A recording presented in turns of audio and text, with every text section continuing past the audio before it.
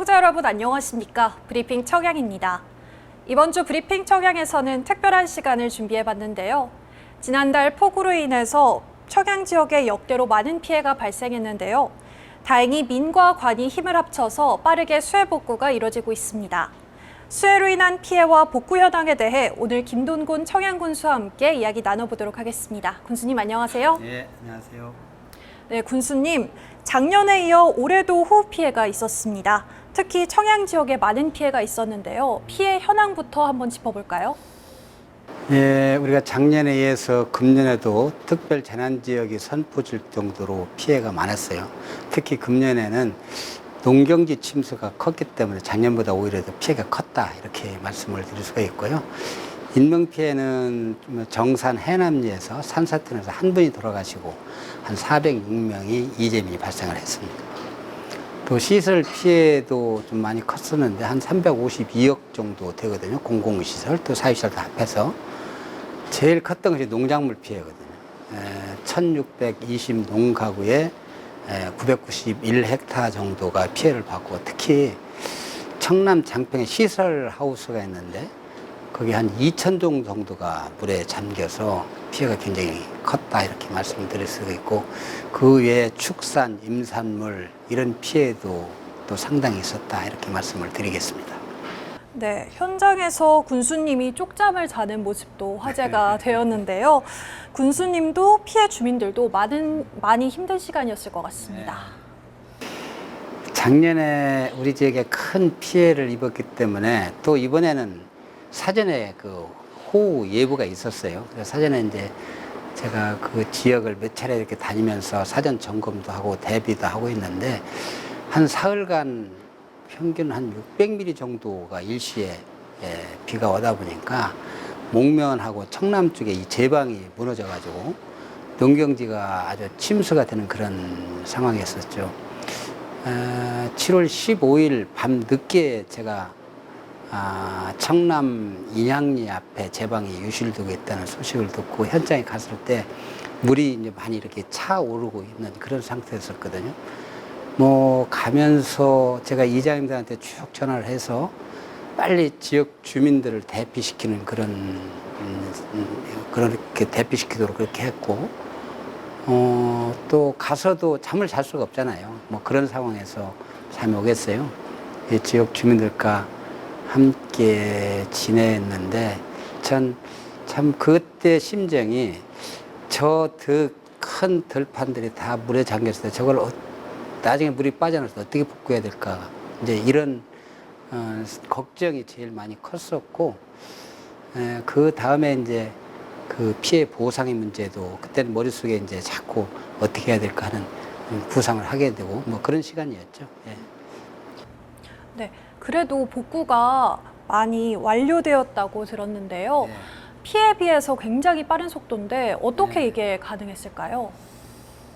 처음에 물이 빠져나간 그 농경지를 보면서 여기저기에 죽은 소들이 나둥글고 있고, 또 하우스는 쓰러지고 농작물은 뭐 폐하가 된 뭐 그런 상황이었었거든요. 저 어디서부터 손을 대지 사실 모르겠더라고요. 근데 정말 군부대 인력을 비롯해서 우리 지역의 각종의 그 자원봉사 단체, 그리고 전국에서 많은 봉사자들이 몰려오셔서 정말 도움을 주셨거든요.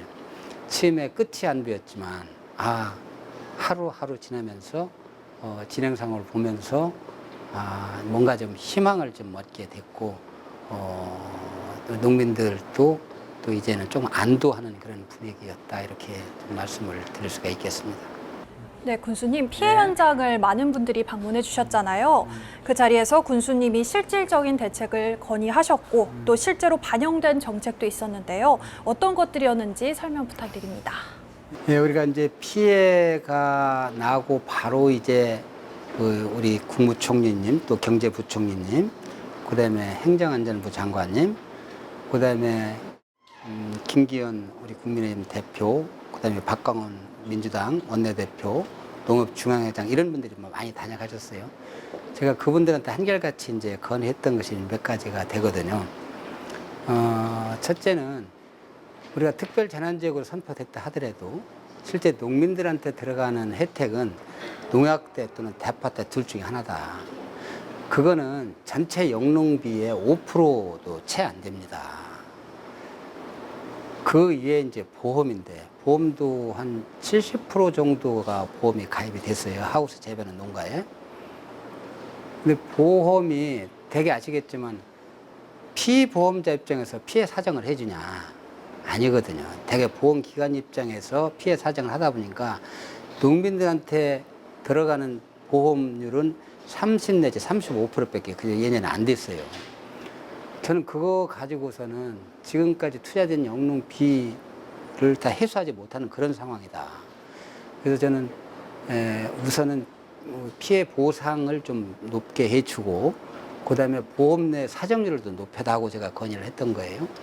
근데 그 농약대 대파대가 이번에 배로 인상이 됐습니다. 100% 인상이 됐고, 보험도 굉장히 피해 사정률이 굉장히 높게 책정이 됐어요. 특히 비닐하우스 같은 경우 이렇게 침수가 되면 그냥 물이 빠져나가면 전에는 피해로 보질 않았거든요. 이번에는 완전 피해로 보고 피해 보상을 해주게 돼 있었어요. 그렇게 많이 바뀌었고, 또 농민들이 가장 어려움이 겪었던 것이 뭐냐면, 이 하우스가 쭉 있으면 관리사가 있습니다. 관리동이. 그 관리동 내에 각종 농기계, 그 다음에 기자재, 이런 것들이 다 거기에 들어가 있어요. 포장지를 비롯해서. 그게 사실은 고가인데, 이거 정부에서 보상을 안 해주면 정말 농민들 다시 재기가 어렵습니다라는 건의를 드렸어요. 그래서 다행히 이번에 정부 피해 보상 대상 품목에 그런 것들이 다 포함이 돼서 굉장히 폭이나 다양스럽게 생각을 합니다. 네, 군수님, 지금 말씀하신 것처럼 군수님께서 건의하신 것들이 중앙정부 정책의 변화를 이루었잖아요.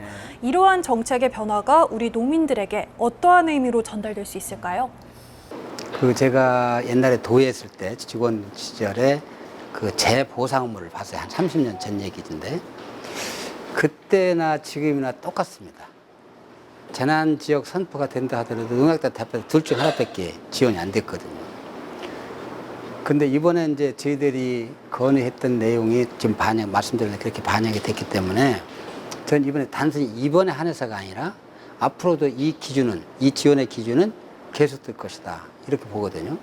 그러면 저는 우리 청양군이 중앙정부의 정책을 사실은 바꾼 거예요. 그동안에 60년 동안 변화없던 그런 재보상과 관련된 그런 의미에서 굉장히 저는 의미가 있다고 생각을 하고요. 아마 우리 지역뿐만 아니라 어딘가는 이제 다른 똑같은 피해로 인해서 특별 재난지역이 선포가 됐을 때 그런 똑같은 지금 같은 기준에 의해서 농민한테 보상이 되기 때문에 농민들한테는 큰 아주 의미가 있다, 저는 이렇게 생각을 합니다. 네, 청양군이 의미 있는 변화를 이끌어내고 있는 것 같네요. 그렇다면 군수님, 마지막으로 방송을 통해 하고 싶으신 말이 있다면 해주시기 바랍니다. 사랑하는 군민 여러분, 지난 여름은 집중호우와 폭우로 그 어느 때보다 어려운 계절을 맞이했었습니다. 수확의 계절, 가을이 다가오지만 그동안 정성 들여 키웠던 작물들이 사라져버리고 그동안 흘렸던 땀방울들이 허사가 되어버린 것 같은 먹먹함은 이루 말할 수 없을 것입니다. 피해를 입은 군민들의 마음 회복과 일터 정상을 위해 저희 공직자들 모두가 열심히 하겠습니다.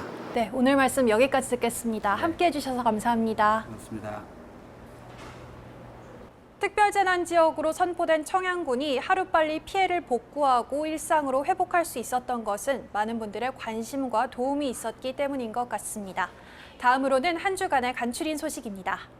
청양군이 추석 연휴 생활 폐기물 관리 대책을 지속 추진합니다. 청양군이 추석맞이 전통시장 장보기 캠페인을 추진했습니다.